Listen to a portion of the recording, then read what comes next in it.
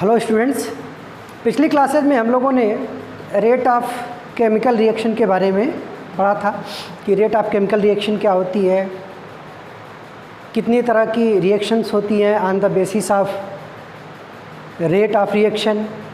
फिर average rate of reaction क्या होती है, इंस्टेंटेनियस रेट ऑफ रिएक्शन क्या होती है, फिर किसी एक पर्टिकुलर सब्सटेंस का रेट कैसे निकालते हैं, जैसे रिएक्टेंट के केस में rate of disappearance of reactant, rate of appearance of product और रेट ऑफ रिएक्शन और रेट ऑफ अपीयरेंस और डिसअपियरेंस में क्या रिलेशन होता है। आज हम लोगों को पढ़ना है फैक्टर अफेक्टिंग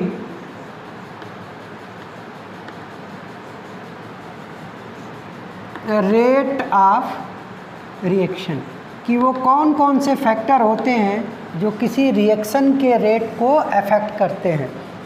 जैसे आप कोई रिएक्शन करा रहे हो तो उसमें कौन कौन से फैक्टर हैं, क्या क्या चीज़ें हैं जिसको आप चेंज कर दो तो रेट ऑफ रिएक्शन चेंज हो जाएगा। तो यही होता है factor affecting rate of reaction. Factor affecting of rate of reaction में ढेर सारे फैक्टर हैं। जैसे पहला फैक्टर जो हम लोगों को पढ़ना है वो है nature of reactants and product. किसी भी रिएक्शन का रेट रिएक्टेंट और प्रोडक्ट के नेचर पे डिपेंड करता है। दूसरा होता है कंसंट्रेशन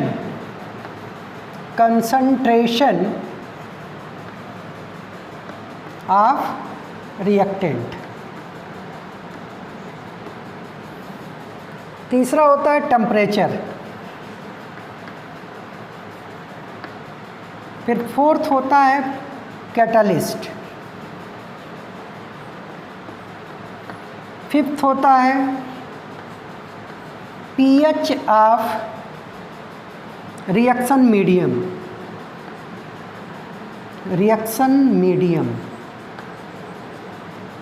फिर सिक्स जो फैक्टर होता है वो होता है presence of electric field and magnetic field. और लास्ट जो होता है वो होता है रेडिएशन।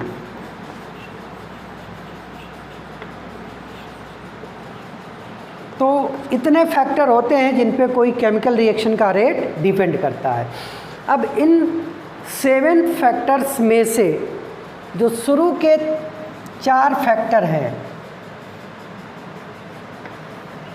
यही हमको डिटेल में यहाँ पढ़ना है कि किसी रिएक्शन का रेट नेचर ऑफ रिएक्टेंट और प्रोडक्ट पे कैसे डिपेंड करता है, कंसंट्रेशन पे कैसे डिपेंड करता है, टेम्परेचर और कैटलिस्ट पे कैसे डिपेंड करता है।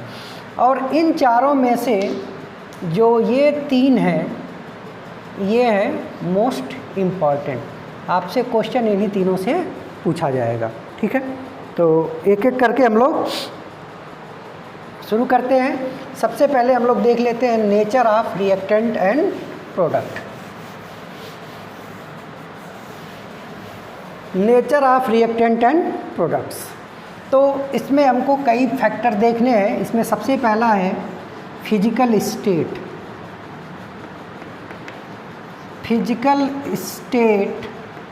Of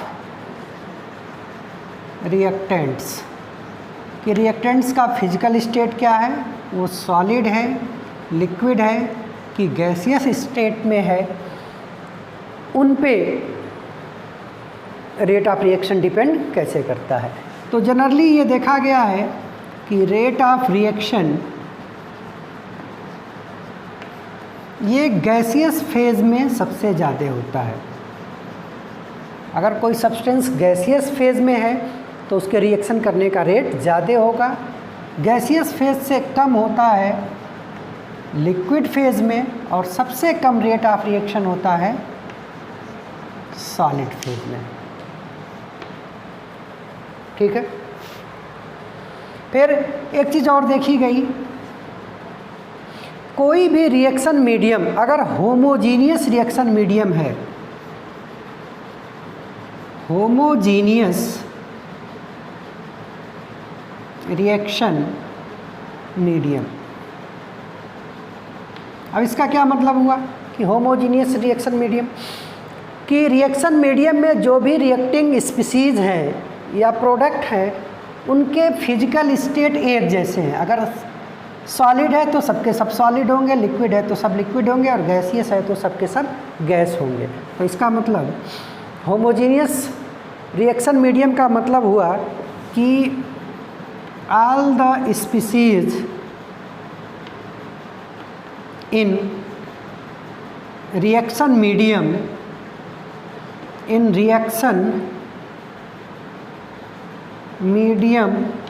are in same phase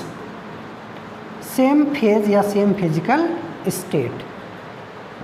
और अगर एक ही फिजिकल स्टेट में नहीं है तो उसको बोलते हैं हेट्रोजीनियस रिएक्शन मीडियम या मिक्सचर। तो ये देखा गया है कि अगर आप होमोजीनियस मिक्सचर लेते हो तो उसमें रेट ऑफ रिएक्शन ज़्यादा होती है और हेट्रोजीनियस में कम होती है। तो इन दोनों बातों को अगर हम कंबाइन करें तो हमको समझ में आ जाएगा कि in homogeneous gaseous phase, homogeneous gaseous phase में रेट ऑफ रिएक्शन मैक्सिमम होती है, रेट ऑफ रिएक्शन मैक्सिमम होगी। ठीक है, तो ये तो बात हो गई फिजिकल स्टेट की कि सॉलिड, लिक्विड और गैस में से किस फिजिकल स्टेट में रेट ऑफ रिएक्शन ज़्यादा होगी, तो गैसियस में, फिर उसके बाद लिक्विड में, फिर सॉलिड में। और अगर हम रिएक्शन मिक्सचर की बात करें तो होमोजीनियस रिएक्शन मिक्सचर में रेट ऑफ रिएक्शन ज़्यादा होती है, हेट्रोजीनियस में कम होती है। अब गैसियस में सबसे ज़्यादा होती है, होमोजीनियस में ज़्यादा होती है, तो होमोजीनियस गैसेस मिक्सचर में रेट ऑफ रिएक्शन मैक्सिमम होगी। ठीक है, सेकेंड जो फैक्टर है वो है सरफेस एरिया। तो सरफेस एरिया आपको पता ही है कि जैसे जैसे आप सरफेस एरिया बढ़ाओगे रेट ऑफ रिएक्शन भी बढ़ेगी। सेकेंड है surface area of reactant. Surface area अगर रिएक्टेंट का ज़्यादा होगा तो रेट ऑफ रिएक्शन ज़्यादा होगी, यानी कि rate of reaction is directly proportional to surface area. और यही कारण है कि अगर किसी वुडन ब्लॉक को आप छोटे छोटे पीसेज में कर दो, तो जैसे ही आप किसी वुडन ब्लॉक को छोटे छोटे पीसेज में करते हो उसका सरफेस एरिया बढ़ जाता है, और अगर सरफेस एरिया बढ़ेगा तो रेट ऑफ कंबशन भी बढ़ जाएगा। जैसे एक वुडन ब्लॉक है बड़ा सा, और फिर इसको आपने छोटे छोटे टुकड़ों में कर दिया, तो जैसे जैसे ये टुकड़े बनाएंगे आप उसका सरफेस एरिया बढ़ेगा, और सरफेस एरिया बढ़ने से rate of combustion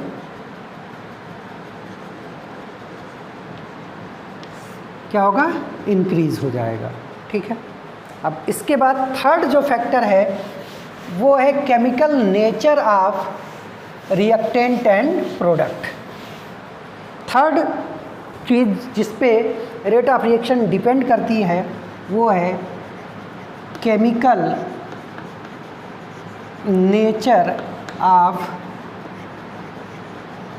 reactant and product,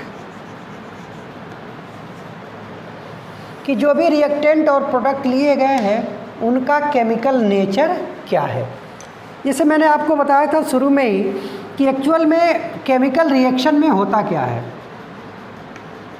किसी भी केमिकल रिएक्शन में बॉन्ड का ब्रेकिंग जो पुराने बॉन्ड होते हैं वो टूटते हैं और नए बॉन्ड बनते हैं। जैसे मान लो हम लोग रिएक्शन एक करा रहे थे नाइट्रोजन और हाइड्रोजन, नाइट्रोजन हाइड्रोजन मिलके अमोनिया बनाती थी। तो नाइट्रोजन नाइट्रोजन के बीच में ट्रिपल कोवेलेंट बॉन्ड होता है और हाइड्रोजन हाइड्रोजन के बीच में सिंगल कोवेलेंट बॉन्ड होता है। और अमोनिया में एक नाइट्रोजन 3 हाइड्रोजन से 3 सिंगल कोवेलेंट बॉन्ड बनाता है। अब इस रिएक्शन में हो क्या रहा है? इस रिएक्शन में होता यह है कि पहले नाइट्रोजन नाइट्रोजन के बीच में जो ये ट्रिपल कोवेलेंट बॉन्ड है वो टूटेगा, फिर हाइड्रोजन के बीच में ये जो सिंगल कोवेलेंट बॉन्ड है ये टूटेगा, यानी कि ये पुराने वाले बॉन्ड टूट जाएंगे और फिर ये नए बॉन्ड बनेंगे। मैंने आपको मॉलिक्यूलर रिएक्शन में ये बताया था कि यहाँ पे ये बॉन्ड है, केमिकल बॉन्ड है, तो बॉन्ड के टूटने में और बनने में टाइम लगेगा। और अगर टूटने और बनने में टाइम लगेगा तो रेट ऑफ रिएक्शन होता है change in concentration upon time. ये टाइम जितना ज़्यादा लगेगा रेट ऑफ रिएक्शन उतनी कम होगी। ठीक है, तो अब बात ये आती है कि मान लो ये बॉन्ड स्ट्रांग है और ये वीक है, तो जो बॉन्ड स्ट्रांग होंगे उनको तोड़ने में हमको ज़्यादा एनर्जी देनी पड़ेगी, ज़्यादा टाइम लगेगा, तो रेट ऑफ रिएक्शन स्लो हो जाएगा। ठीक है, तो बेसिकली बात ये निकल के आई कि rate of reaction chemical nature पे किस तरह से डिपेंड करेगा। 2 तरीके से, एक तो नेचर ऑफ बॉन्ड ब्रेकिंग, कि जो बॉन्ड ब्रेक हो रहा है उसका नेचर क्या है, वो स्ट्रांग है कि वीक है। और दूसरी बात ये आएगी नंबर ऑफ बॉन्ड, कि कितने बॉन्ड टूट रहे हैं, नंबर ऑफ बॉन्ड ब्रेक। जितने ज़्यादा नंबर ऑफ बॉन्ड तोड़ना पड़ेगा किसी केमिकल रिएक्शन को कराने में, उतना ज़्यादा टाइम लगेगा और रेट ऑफ रिएक्शन उतना कम हो जाएगा। ठीक है, इसके अलावा जो रेट ऑफ रिएक्शन होती है वो इन्वर्सली प्रोपोर्शनल होती है स्टेबिलिटी ऑफ रिएक्टेंट के। अगर रिएक्टेंट की स्टेबिलिटी कम है तो रेट ऑफ रिएक्शन ज़्यादा होगी, और rate of reaction directly proportional होता है स्टेबिलिटी ऑफ प्रोडक्ट के। प्रोडक्ट जितना ज़्यादा स्टेबल बनेगा रेट ऑफ रिएक्शन उतनी फास्ट होगी, तेज़ होगी, ज़्यादा होगी। इसी पे एक आपसे क्वेश्चन पूछा जाता है, जैसे मान लीजिए हम आपको 2 केमिकल रिएक्शन दें, CH3COOH एसिटिक एसिड, और इसकी हम लोग डिसोसिएशन करा दें तो बनता है CH3COO minus plus H plus. और सपोज़ करो इस रिएक्शन का रेट है R1। दूसरा हमने लिया फार्मिक एसिड HCOOH और इसको भी ब्रेक करा दिया HCOO minus plus H plus, और इस रिएक्शन का रेट है R2। अब आपसे क्वेश्चन पूछा जाएगा कि R1 और R2 में क्या रिलेशन है, R1 ज़्यादा है या R1 R2 से कम है, या R1 और R2 एक दूसरे के बराबर हैं, या थर्ड ऑप्शन होगा कि हम इतने डाटा से कुछ बता नहीं सकते। तो हमको क्या देखना है, आपको ये तो पता है, आप स्टेबिलिटी ऑफ आयंस तो निकालना जानते हैं, तो आप ये जो आयन बने हैं इन आयन की स्टेबिलिटी चेक कर लो। इंडक्टिव इफेक्ट से। इंडक्टिव इफेक्ट आप लगाओगे तो ये प्लस आई ग्रुप है, और प्लस आई ग्रुप माइनस आयन की स्टेबिलिटी को डिक्रीज़ करता है। ये न्यूट्रल ग्रुप है, ना प्लस आई है ना माइनस आई है, तो ये स्टेबिलिटी को ना डिक्रीज़ करेगा ना इंक्रीज़ करेगा। यानी कि स्टेबिलिटी की बात करें तो इन दोनों में से माइनस की स्टेबिलिटी ज़्यादा है CH3COO माइनस से, और ये दोनों के दोनों प्रोडक्ट हैं। तो जिस प्रोडक्ट की स्टेबिलिटी ज़्यादा होगी उसका रेट ऑफ रिएक्शन भी ज़्यादा होगा। यानी कि सही ऑप्शन हो गया सेकेंड वाला, R1 is less than R2। ठीक है बेटा, तो ये उतना इम्पॉर्टेंट नहीं थे। कभी कभी आपको इस पे किसी बुक में क्वेश्चन मिल जाएगा, अदरवाइज़ अब जो हम लोग पढ़ने जा रहे हैं कंसंट्रेशन, वो बहुत ही इम्पॉर्टेंट है कि कंसंट्रेशन के ऊपर कोई रेट ऑफ रिएक्शन कैसे डिपेंड करती है। तो सेकेंड हमारा इम्पॉर्टेंट फैक्टर है कंसंट्रेशन। अब कंसंट्रेशन से रिलेटेड चीज़ें देख लो। जैसे हम लोग रेट ऑफ रिएक्शन कहते थे तो कहते थे change in concentration upon time. अब कंसंट्रेशन निकालते हम लोग कैसे हैं, ये होता है मोल अपॉन वॉल्यूम। मोल को रिप्रेजेंट करते हैं N से और वॉल्यूम को V से। ये वॉल्यूम किस में रखते हैं, लीटर में।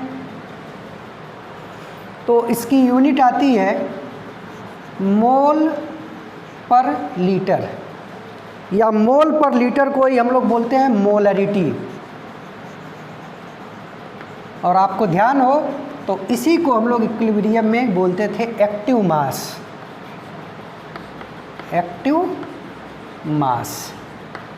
आपको ध्यान ये रखना है कि रेट निकालते समय जब भी कंसंट्रेशन टर्म आएगा आप हमेशा मोल पर लीटर ही यूज़ करेंगे। इसके अलावा अगर दूसरी यूनिट यूज़ किया तो आंसर गलत आ जाएगा।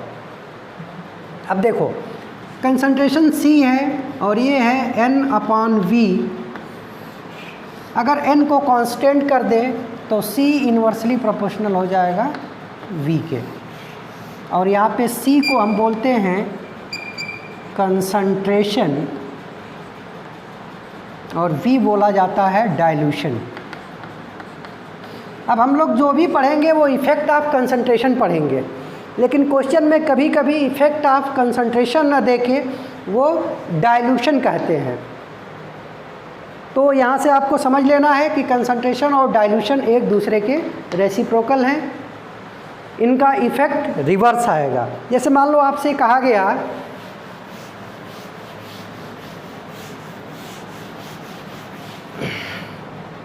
आपसे ये कहा गया कि on increasing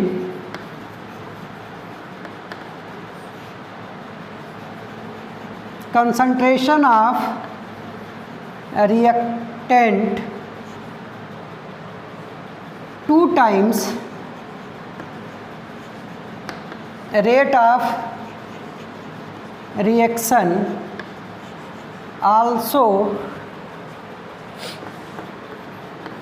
increases 2 times then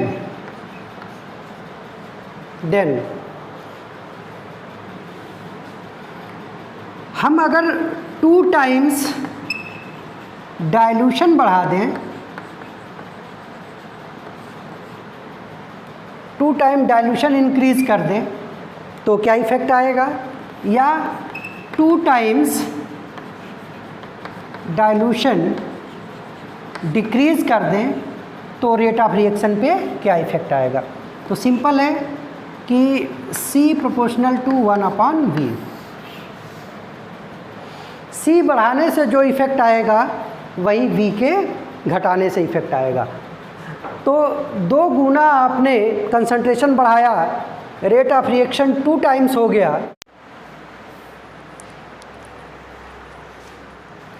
2 times आपने डाइल्यूशन इंक्रीज़ किया तो rate of reaction 2 times decrease कर जाएगी, और अगर आपने 2 टाइम्स डाइल्यूशन डिक्रीज़ किया है तो रेट ऑफ रिएक्शन इंक्रीज़ हो जाएगी। सिंपल सी बात कि जो कंसंट्रेशन का इफ़ेक्ट होगा वॉल्यूम का इफ़ेक्ट जस्ट उसका रिवर्स होगा। ठीक है, अब ये तो बात जो हमने की ये किया था सॉल्यूशन के लिए। अगर सॉल्यूशन के जगह पे गैसियस स्पीसीज़ ली गई हैं तो मैंने आपको बताया था कि गैसियस के केस में हम लोग कंसंट्रेशन के जगह पे उसका पार्शियल प्रेशर यूज़ करते हैं, और उसके लिए ideal gas equation PV=nRT use करते हैं, और P हो जाता है N/V/RT, और N/V को बोलते हैं CRT, तो P बराबर होगा CRT। R और T कांस्टेंट हैं तो P प्रोपोर्शनल टू C हो जाएगा, और अभी देखा था C प्रोपोर्शनल टू 1/V।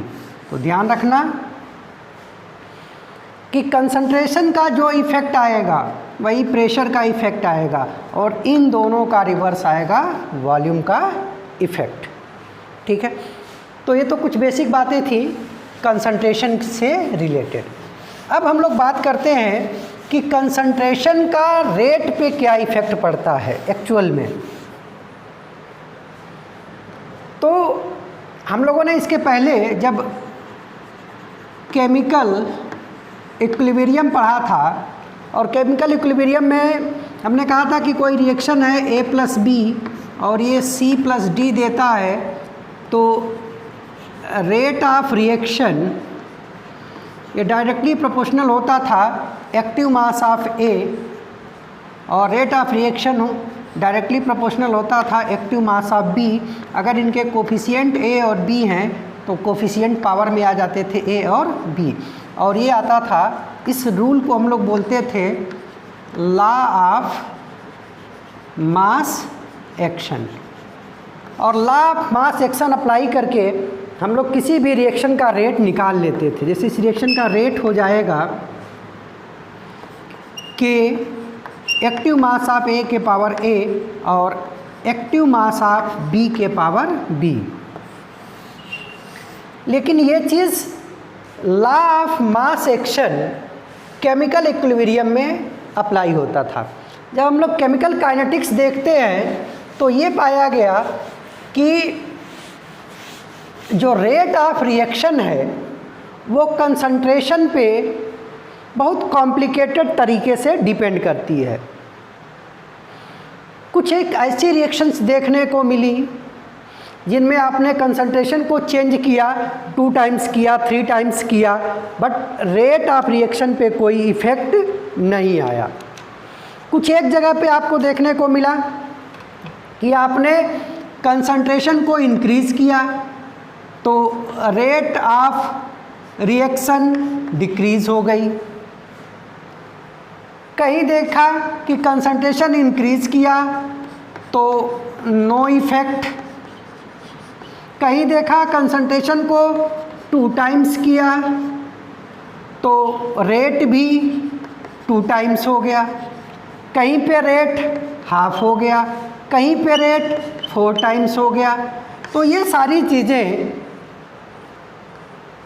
इससे ये कंक्लूजन निकला कि जो केमिकल रिएक्शन की रेट होती है वो बहुत कॉम्प्लिकेटेड वे में चेंज होती है।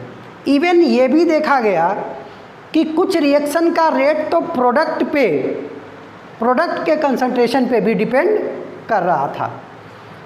तो अब आप केमिकल काइनेटिक्स में कोई बैलेंस केमिकल इक्वेशन है AA प्लस BB और CC प्लस DD, तो इस रिएक्शन का रेट आप law of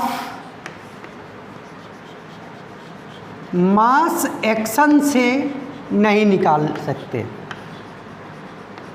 can not be determined. ठीक है, तो फिर इसको डिटरमाइन कैसे करते हैं? तो तो ये जो डिटरमाइन किया जाता है वो डिटरमाइन किया जाता है with the help of experimental data के बेसिस पे ये कैलकुलेट किया जाता है। और उसके लिए हमको ज़रूरत पड़ती है रेट लॉ, या इसी को बोलते हैं रेट लॉ एक्सप्रेशन। और ये रेट लॉ एक्सप्रेशन क्या होता है? रेट लॉ एक्सप्रेशन एक ऐसा एक्सप्रेशन है जो किसी केमिकल रिएक्शन का रेट कंसंट्रेशन पे किस तरीके से डिपेंड करता है वो बताता है। Rate law is an expression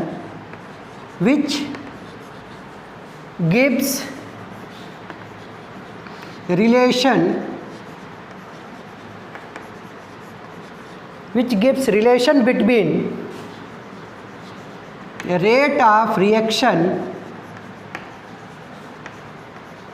and concentration of reactant।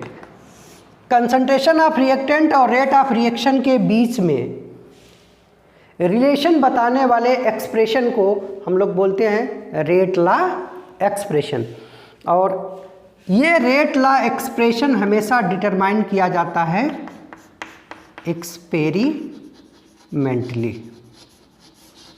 जैसे मान लीजिए आपने कोई रिएक्शन लिखी, A plus B gives C plus D, और एक्सपेरिमेंट करके आपने देखा कि रेट ऑफ रिएक्शन ए के एक्टिव मास के पावर एक्स पे डिपेंड करता है और रेट ऑफ रिएक्शन बी के एक्टिव मास के पावर वाई पे डिपेंड करता है।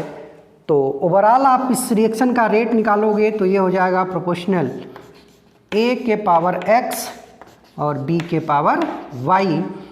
साइन हटाओगे प्रोपोर्शनलिटी का, इक्वल का साइन आएगा तो ये आ जाएगा K A to the power X और B to the power Y. तो ये एक्सप्रेशन कहलाता है रेट लॉ एक्सप्रेशन, और ये हमेशा एक्सपेरिमेंटली डिटरमाइन किया जाता है। अब यहाँ पे जो x और y की वैल्यू है ये कोई ज़रूरी नहीं है कि स्टोइकियोमेट्रिक कोफिशिएंट के बराबर हो। जैसे x है तो ये x a के बराबर हो भी सकता है और नहीं भी हो सकता है। y है, y की वैल्यू b के बराबर हो भी सकती है और नहीं भी हो सकती है। तो पहली बात तो ये। दूसरी बात कि किसी रिएक्शन की स्टोइकियोमेट्री में जो स्टोइकियोमेट्रिक कोफिशिएंट हैं ये कभी जीरो नहीं हो सकते, जीरो नहीं हो सकते। इसकी वैल्यू कभी निगेटिव नहीं हो सकती। बट इसके अपोजिट x और y की वैल्यू कुछ भी हो सकती है।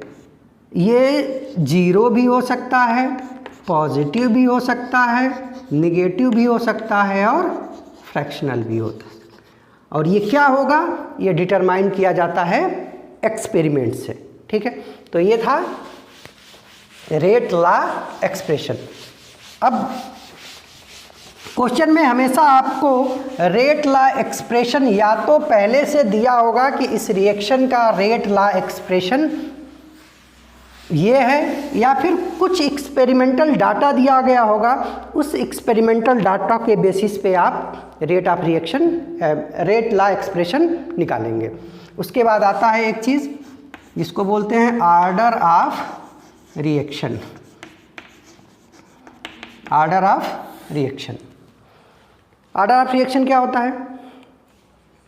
किसी रिएक्शन का जो experimentally determine rate law expression आता है तो उस रेट लॉ एक्सप्रेशन में जो डिफरेंट कंसंट्रेशन टर्म होते हैं उनके पावर का समेशन, उनके पावर का सम कहलाता है ऑर्डर ऑफ रिएक्शन। तो क्या बोलेंगे? Sum of power of all the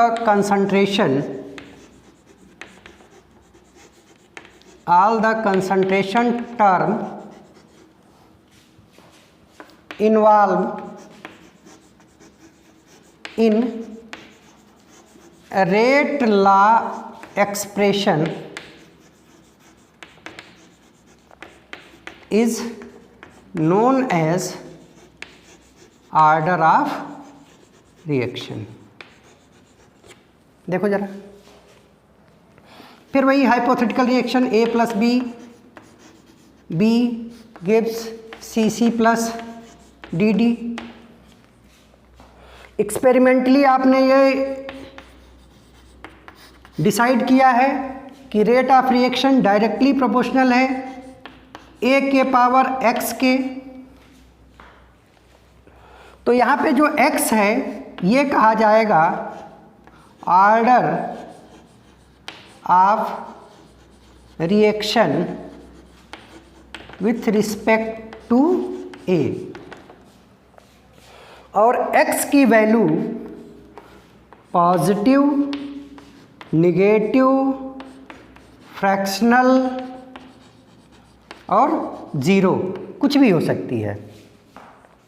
इसी तरीके से आपने B के रिस्पेक्ट में जब देखा एक्सपेरिमेंटली तो आप पाए कि रेट ऑफ रिएक्शन B के कंसंट्रेशन के पावर Y पे डिपेंड करती है। तो यहाँ पे Y कहलाएगा order of reaction with respect to B, और फिर Y की वैल्यू भी कुछ भी हो सकती है, पॉजिटिव भी हो सकती है, निगेटिव भी हो सकती है, फ्रैक्शनल भी हो सकता है और ज़ीरो भी हो सकता है। अब ये तो अलग अलग X और Y A और B के रिस्पेक्ट में ऑर्डर हैं। अगर इस पूरी रिएक्शन का आपको ऑर्डर निकालना है तो बोलेंगे ऑर्डर ऑफ रिएक्शन, या इसी को बोलते हैं ओवरऑल ऑर्डर ऑफ रिएक्शन। तो आपने कहा था कि sum of power of all concentration term, जितने भी कंसंट्रेशन टर्म के पावर हैं उनको ऐड कर लेंगे तो x प्लस वाई ये कहलाएगा ऑर्डर ऑफ रिएक्शन। और इसको हम लोग रिप्रेजेंट करते हैं n से। n की वैल्यू डिपेंड करेगी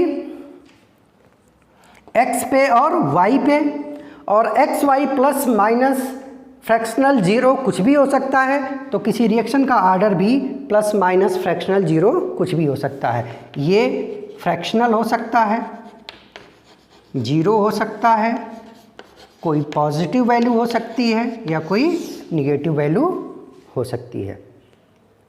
ठीक है, तो इस तरह के से हम लोग ऑर्डर ऑफ रिएक्शन निकालते हैं। अब देखो, ऑर्डर ऑफ रिएक्शन हमेशा रेट लॉ एक्सप्रेशन से निकाला जाएगा, और रेट लॉ एक्सप्रेशन खुद एक्सपेरिमेंटली डिराइव्ड किया जाता है। यानी कि ऑर्डर ऑफ रिएक्शन भी कभी भी आप थियोरेटिकली नहीं बता सकते। किसी रिएक्शन को देख के आप उस रिएक्शन का ऑर्डर नहीं बता सकते। ऑर्डर बताने के लिए हमेशा आपको एक्सपेरिमेंटल वैल्यू देखनी पड़ेगी।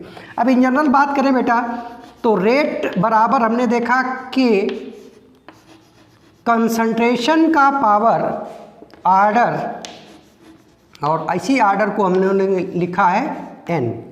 तो आएगा रेट बराबर के कंसंट्रेशन का पावर n,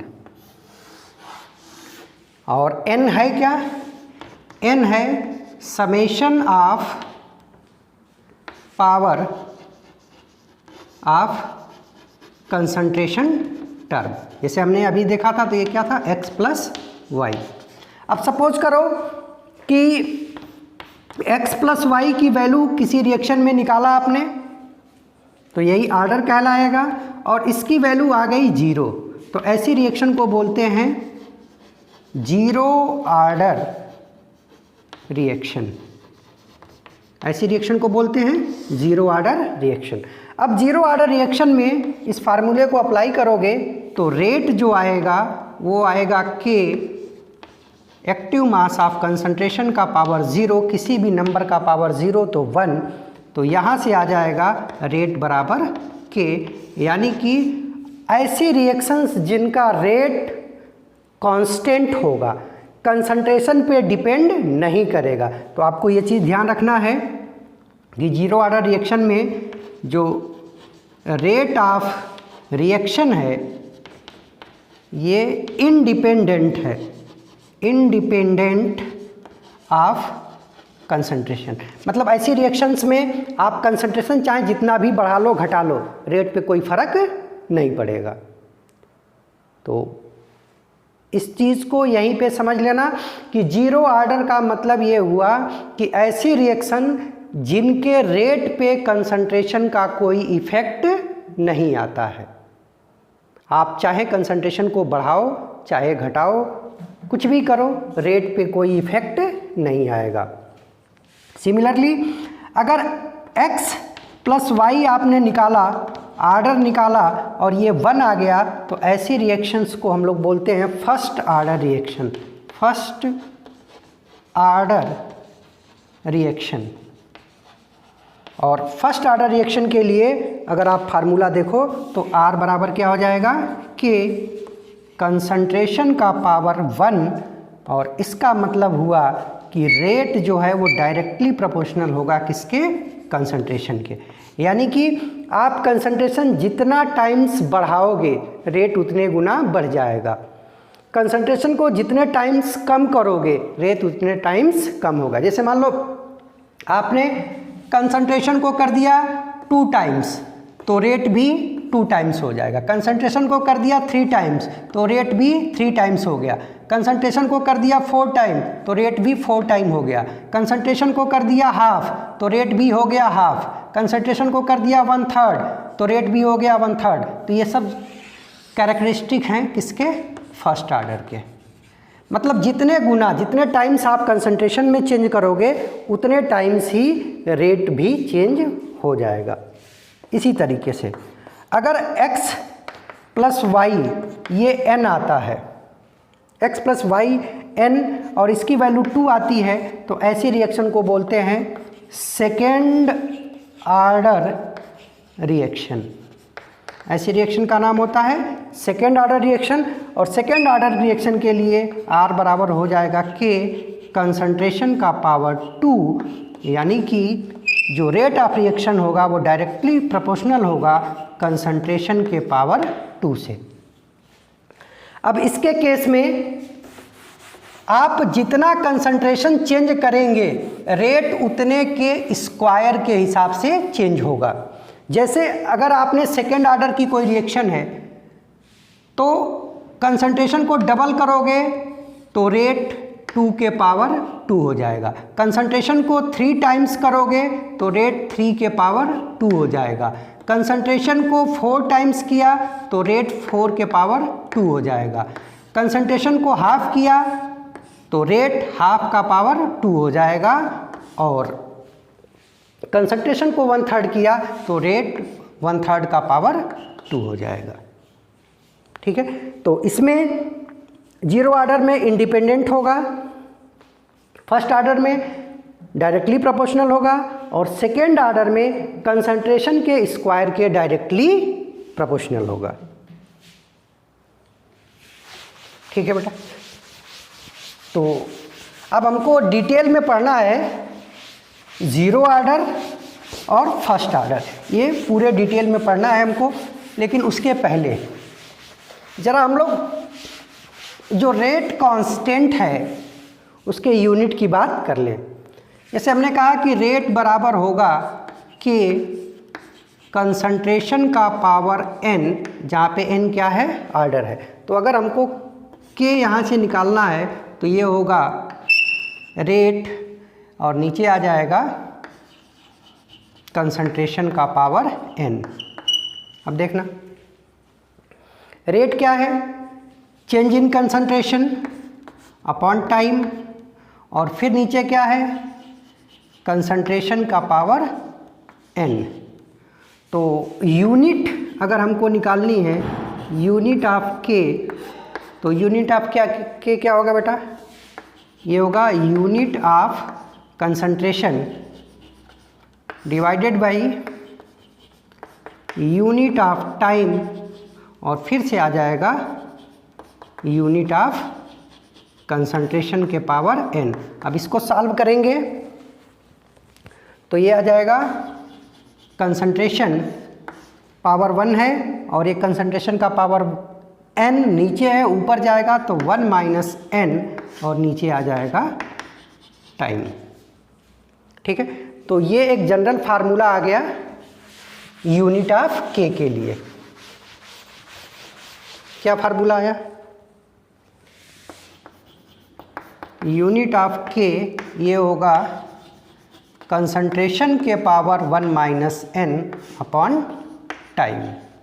अब देखो, हमको अलग अलग आर्डर के लिए k की यूनिट कैलकुलेट करनी है, तो इस फार्मूले में n की वैल्यू रख लेंगे। जैसे फर्स्ट फॉर ज़ीरो आर्डर, तो ज़ीरो आर्डर के लिए n की वैल्यू 0 रख दो, तो क्या बनेगा?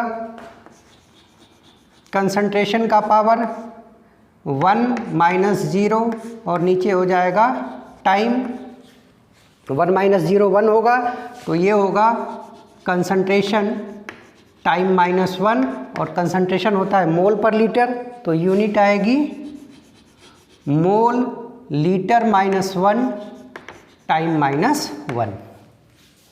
अगर हमको फर्स्ट आर्डर के लिए निकालना है, फर्स्ट आर्डर, तो n की वैल्यू 1 रख दो।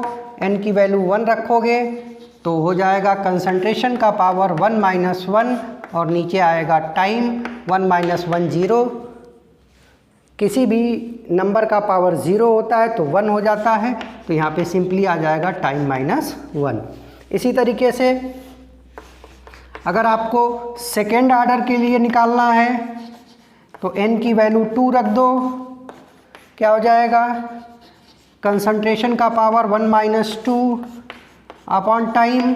1 माइनस 2 मतलब माइनस 1, तो कंसंट्रेशन का power minus 1 upon time. Concentration होता है मोल पर लीटर, तो माइनस 1 होगा, तो ये आ जाएगा mole minus 1 litre time minus 1। तो इस तरीके से आप किसी भी आर्डर के रिएक्शन के लिए k की यूनिट कैलकुलेट कर सकते हो। जिस भी आर्डर का निकालना है, इस फार्मूले में आर्डर की वैल्यू रख देना है, k की यूनिट आ जाएगी। ठीक है, थैंक यू।